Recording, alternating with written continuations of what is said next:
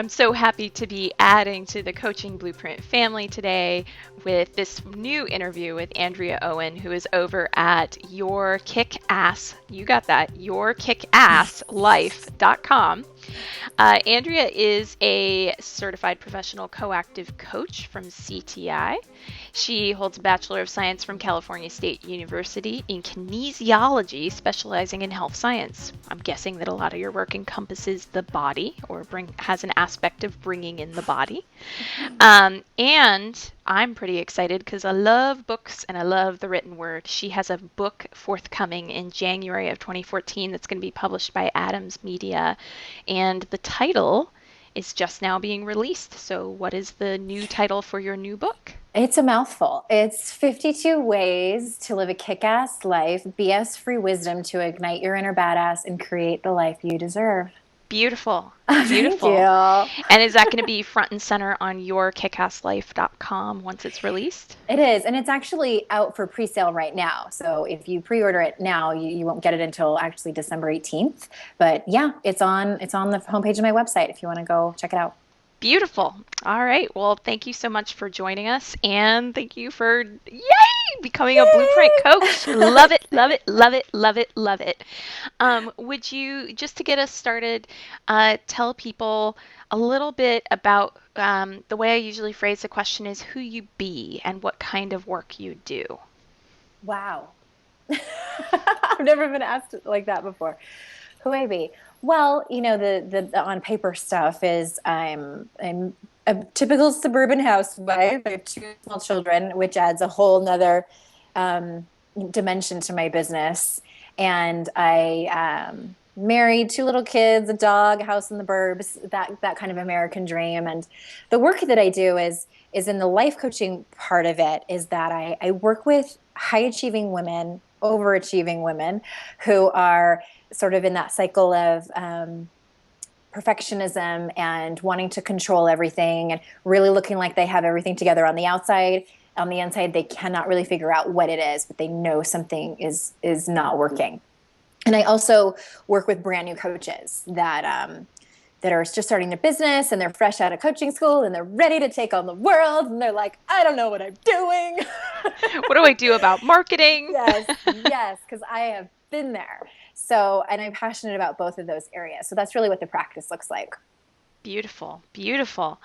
You mentioned that you're a mom, and one Mm-hmm. of the things that I was just most excited to talk with you about is how you structure your days, because I hear all the time from life coaches that I work with, how do you get it all done when you've got kids? And this is something that, because I'm not yet a mother, I'm not really always 100% qualified to answer. I can, offer time hacks out the wazoo, but the reality is I don't have that on the ground experience. And Yeah. so I was really excited to bring in a coach such as yourself who has a thriving and successful practice and has kids.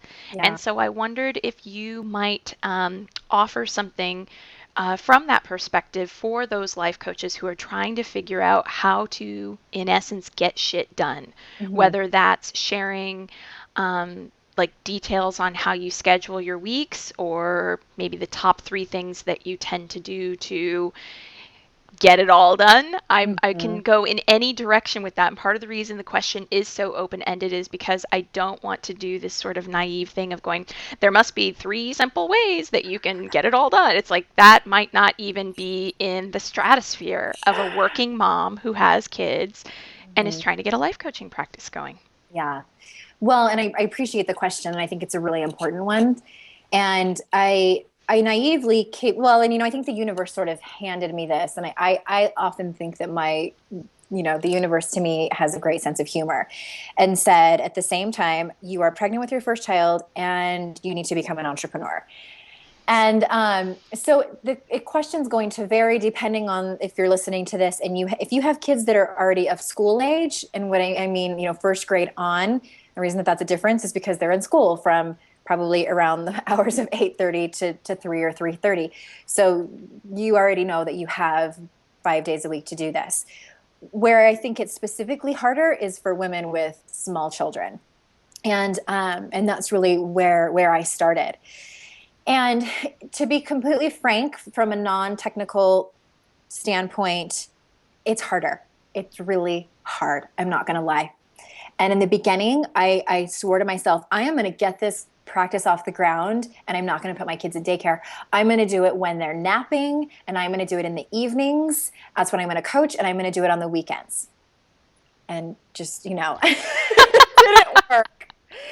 And some of the colleagues, my colleagues who had been before me, who were like, Andrea, don't do it. And I was like, just hell bent, like, no, this is how I'm going to do it. And oh, it just went down in a blaze of fire. And all that to say, it didn't really work. So you really have to just bite the bullet and get some daycare.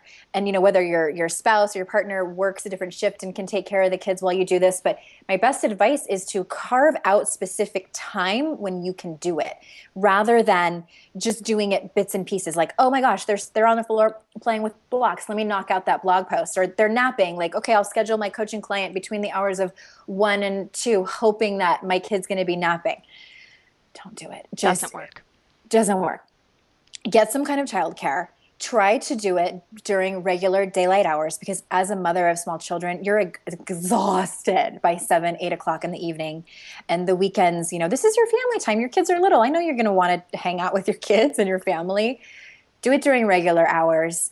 And I think, from a kind of self-help standpoint, be careful of going down that rabbit hole of it's not fair.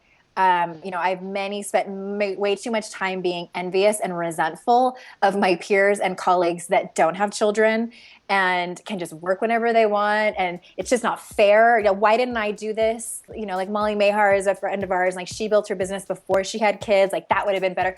Just stop. Like, this is the way it is. The universe gave you this for a reason, and just be careful.